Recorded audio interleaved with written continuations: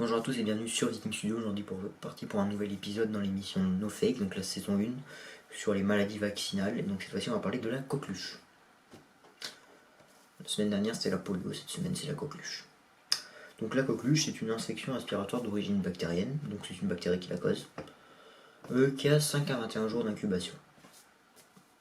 Jusqu'à là tout va bien. Donc à la fin de l'incubation, il va y avoir un rhume pendant 1 à 2 semaines. Donc en gros, c'est au plus un gros rhume au début, ce qui fait que c'est pas forcément très reconnaissable. Mais ce rhume, à la fin, de faire, au bout d'1 à 2 semaines, on va commencer à avoir apparaître des quintes de toux qui vont durer pendant 2 à 4 semaines. Et ces quintes de toux sont typiques de la coqueluche, puisqu'en fait, ce qui se passe, c'est qu'on a l'impression qu'il y a une espèce de chant du coq quand la personne tousse, c'est-à-dire que vous avez 5 coups suivis d'une inspiration caractéristique, ça fait quelque chose comme ça. Donc, cette maladie est surtout problématique chez les jeunes enfants, même si chez les adultes c'est très crevant. Mais en fait, le truc c'est qu'un adulte, à la fin de sa quinte de toux, il aura moins de mal à reprendre sa respiration qu'un jeune enfant. C'est-à-dire que vous avez des nouveau-nés qui peuvent mourir d'épuisement à force de reprendre la respiration. Surtout que la maladie, le pic de quinte de toux va être pendant la nuit. Heureusement, c'est une maladie qui a été en net recul, même si aujourd'hui on a une recrudescence des cas de coqueluche, super. En même temps, le taux de vaccination contre la coqueluche il a peut-être un peu baissé. Il y a un moment où c'était pas obligatoire le vaccin contre la coqueluche, maintenant ça l'est.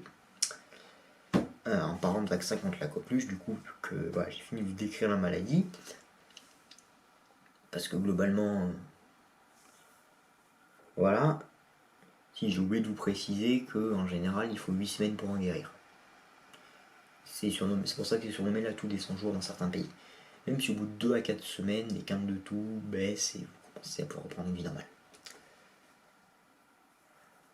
Parce que aussi, comme c'est extrêmement contagieux, vous pouvez pas trop vous balader quand vous avez la coqueluche.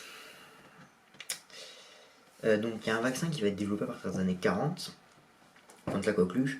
Alors ce vaccin est efficace pour éviter les formes graves de coqueluche, mais dans la majorité des vaccins utilisés, en fait, le problème c'est que ce vaccin, en fait, il suffit que vous devenez un espèce de porteur sain